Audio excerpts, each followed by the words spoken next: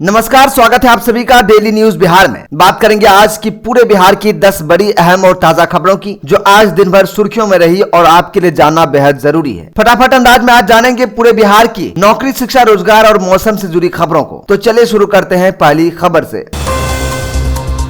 आज की बुलेटिन में सबसे पहले बात करते हैं शिक्षा की नगरी पटना की, जहां देश के जाने माने शिक्षक खान सर के कोचिंग संस्थान के बाहर अंधाधुंध फायरिंग और तोड़फोड़ की सनसनीखेज वारदात सामने आई है। मुसल्लपुर हाट के पास हुए इस हमले में एक सुरक्षा गार्ड गंभीर रूप से घायल हो गया है, जिसे अस्पताल में भर्ती करवाया गया है। घटना की गंभीरता को देखते हुए पटना के एसएसपी और एसपी भारी पुलिस बल के साथ मौके पर तैनात है। इस कायराना हमले के बाद खान सर का एक बड़ा बयान सामने आया है, जिसने पूरी शिक्षा व्यवस्था को झकझोर कर रख दिया है। उन्होंने सीधा सवाल उठाते हुए कहा, क्या हमारा कसूर सिर्फ इतना है कि हम इतनी कम फीस में गरीब बच्चों को पढ़ाते हैं? क्या शानदार नतीजे लाना गुनाह है? खान सर ने बताया कि हमलावरों ने ऑफिस में घुसकर जमकर तोड़फोड़ की और गोलियां चलाई। सीसीटीवी फुटेज पुलिस को सौंप दिया गया है और घायल गार्ड ने हमलावरों की पहचान पास के ही एक दूसरे कोचिंग सेंटर के लोगों के रूप में की है। अब देखना यह है कि प्रशासन इन रसूखदार हमलावरों पर क्या एक्शन लेता है।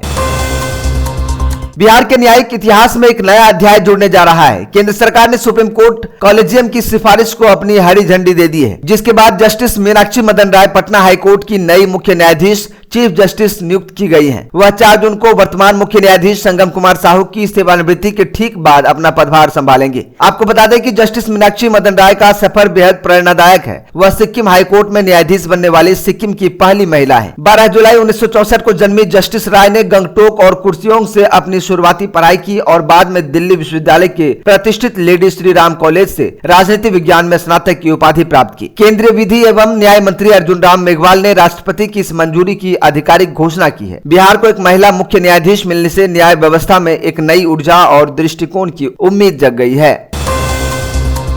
भागलपुर और नौगछिया को जोड़ने वाली लाइफलाइन कही जाने वाली विक्रमशिला सेतु को लेकर एक बेहद जरूरी और बड़ी खबर है। सरकार ने फैसला कर लिया है कि आगामी 15 सितंबर से 30 नवंबर तक विक्रमशिला सेतु पर सभी प्रकार के वाहनों का आवागमन पूरी तरह बंद रहेगा। इस दौरान पुल के 3 बेहद क्षतिग्रस्त स्लैब को अत्याधुनिक ट्रस ब्रिज तकनीक से काटकर बदला जाएगा। हालांकि आम जनता को भारी परेशानी से बचने के लिए 7 जून से पुल के समानांतर बने बेली ब्रिज को हल्के वाहनों के लिए खोल दिया जाएगा। मुख्यमंत्री सम्राट चौधरी ने खुद रविवार को मौके पर जाकर इस बेली ब्रिज का निरीक्षण किया था और सुरक्षा व्यवस्था का जायजा लिया था। पथ निर्माण मंत्री इंजीनियर शैलेंद्र ने साफ किया है कि बेली ब्रिज से सिर्फ छोटी गाड़ियां ही गुजर सकेंगी। ओवरलोड वाहनों पर पूरी तरह पाबंदी होगी। चूंकि जुलाई अगस्त में श्रावणी मेला और मानसून की बाढ़ का दबाव रहेगा, इसलिए सरकार सितंबर से मुख्य काम शुरू करेगी और 30 नवंबर से इस पुल को फिर से पूरी तरह बहाल कर दिया जाएगा।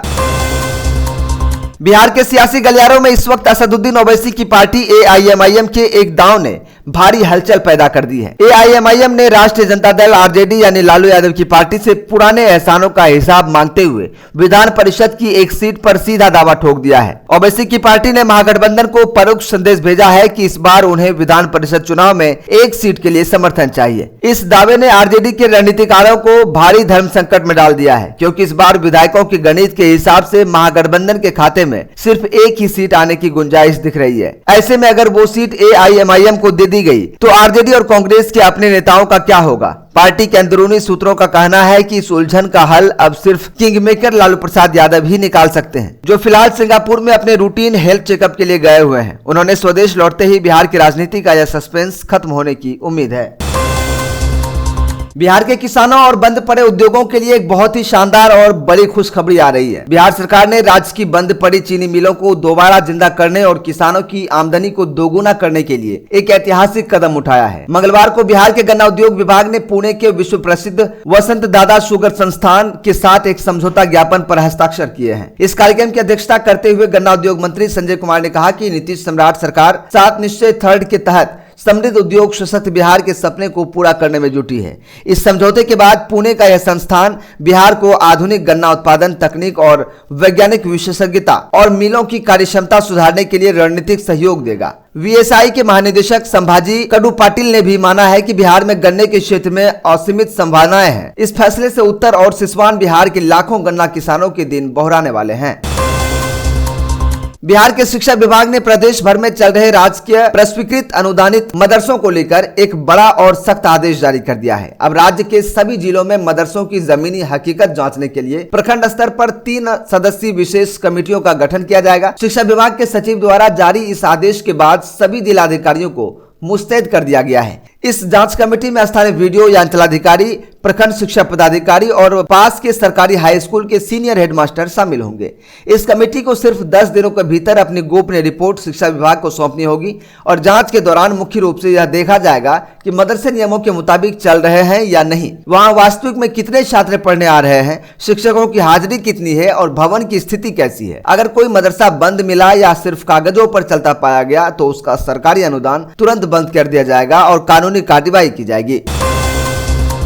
अगर आप बिहार में सरकारी नौकरी और खासकर पुलिस विभाग में जाने का सपना देख रहे हैं तो आपके लिए इस वक्त की सबसे बड़ी खबर है। बिहार पुलिस मुख्यालय ने राज्य में दरोगा यानी सब इंस्पेक्टर और उसके समकक्ष कोटि के 20,937 नए पद सृजित किए हैं। इसमें से पहले चरण के तहत 8,000 पदों को विमुक्त कर दिया गया है, जिनमें से 7200 पदों का जिलावार और कार्यालयवार आवंटन भी कर दिया गया है। पुलिस मुख्यालय के आईजी द्वारा जारी आदेश के अनुसार इस बार सबसे ज्यादा दरोगा के पद राजधानी पटना को मिले हैं, जहां दरोगा की संख्या 2081 से बढ़कर अब 2809 हो गई है। इसके अलावा गया में 1242, मोतिहारी में 1148 और मुजफ्फरपुर में 929 पद आवंटित किए गए हैं। इसके साथ ही एक और बड़ी खबर है कि विभाग में कानून व्यवस्था को मजबूत करने के लिए 400 से अधिक अनुभवी दरोगाओं को प्रमोट करके इंस्पेक्टर बनाया जा रहा है। सभी जिला कप्तानों को निर्देश दिया गया है कि वे इन पदों को अंतिम रूप से फ्रीज कर बहाली प्रक्रिया को तेज करें। बिहार सरकार ने ग्रामीण इलाकों में सरकारी योजनाओं की कछुआ चाल को रफ्तार देने और दफ्तरों से गायब रहने वाले कर्मचारियों पर नकेल कसने के लिए बहुत बड़ा प्रशासनिक फैसला लिया है। अब प्रखंड अनुमंडल के साथ साथ सीधे पंचायत स्तर पर तैनाती सभी सरकारी कर्मियों की हाजिरी बायोमेट्रिक सिस्टम से अनिवार्य कर दी गई है। सामान्य प्रशासन विभाग ने इस बाबत सूबे के सभी जिलाधिकारियों को कड़ा निर्देश जारी कर दिया है। अब पंचायत स्तर पर काम करने वाले सभी विभागों के कर्मचारियों, चाहे वो राजस्व कर्मचारी हो या विकास मित्र, उन्हें पंचायत सरकार भवन में लगी बायोमेट्रिक मशीन पर अंगूठा लगाना ही होगा। सरकार ने साफ कर दिया है कि अब केवल उसी दिन का वेतन मिलेगा जिस दिन मशीन पर उपस्थिति दर्ज होगी। जिन दफ्तरों में बायोमेट्रिक मशीनें खराब हैं या अभी तक नहीं लगी है, वहां उन्हें तत्काल दुरुस्त और स्थापित करने का अल्टीमेटम दिया गया है। इस फैसले से ग्रामीण इलाकों के लोगों को अपने छोटे मोटे कामों के लिए अब सरकारी बाबों के चक्कर नहीं काटने पड़ेंगे। बिहार की सियासत में इन दिनों बयानों के तीर खूब चल रहे हैं, लेकिन इस बीच मुख्यमंत्री सम्राट चौधरी के एक ताजा बयान ने राजनीतिक गलियारों का तापमान अचानक बढ़ा दिया है। मुजफ्फरपुर में आयोजित एक कार्यक्रम के दौरान सम्राट चौधरी ने सीधे तौर पर पूर्व मुख्यमंत्री राबड़ी देवी और लालू प्रसाद यादव और उनके परिवार के सरकारी आवास विवाद पर निशाना साधा है। उन्होंने दो टूक शब्दों में कहा कि सरकारी बंगले किसी की बपौती या निजी संपत्ति नहीं होते, पद जाते हैं तो उन्हें खाली कर देना चाहिए। इसके बाद उन्होंने जो कहा उसकी तुलना अब सीधे प्रधानमंत्री नरेंद्र मोदी के पुराने बयानों से होने लगी है। सम्राट चौधरी ने कहा कि जिस दिन मेरी पार्टी और मेरे नेता कहेंगे कि मेरा काम खत्म हो गया है, मैं अपना झोला उठाऊंगा और 24 घंटे के भीतर अपने निजी घर चला जाऊंगा। उनके इस झोला उठाकर चले जाने वाले बयान को विपक्ष जहां एक राजनीतिक स्टंट बता रहा है, तो वहीं सत्ता पक्ष इसे एक ईमानदार नेता की सादगी के रूप में पेश कर रहा है। इस बयान ने बिहार की राजनीति में एक नई बहस छेड़ दी है। आइए बुलेटिन के अंत में बात करते हैं बिहार की उस खबर की जिसने इस वक्त पूरे बिहार की जनजीवन को बेहाल कर रखा है। बिहार में इस समय मौसम का मिजाज बेहद तल्ख है और गर्म बना हुआ है।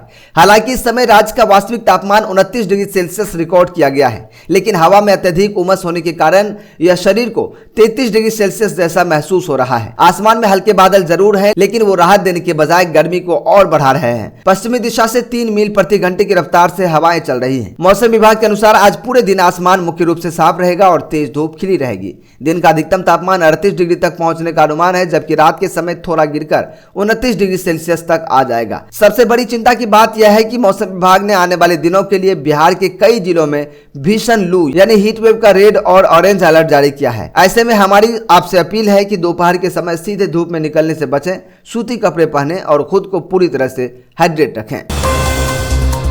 तो दोस्तों, ये थी आज की पूरे बिहार की 10 बड़ी और ताजा खबरें। इसी तरह की खबरों को देखने के लिए हमारे चैनल को अभी सब्सक्राइब करें, बेल आइकन को दबाएं, वीडियो को लाइक करें, ज्यादा से ज्यादा शेयर जरूर करें। मिलते फिर अगले वीडियो में, तब तक के लिए हमें दीजिए इजाजत। नमस्कार।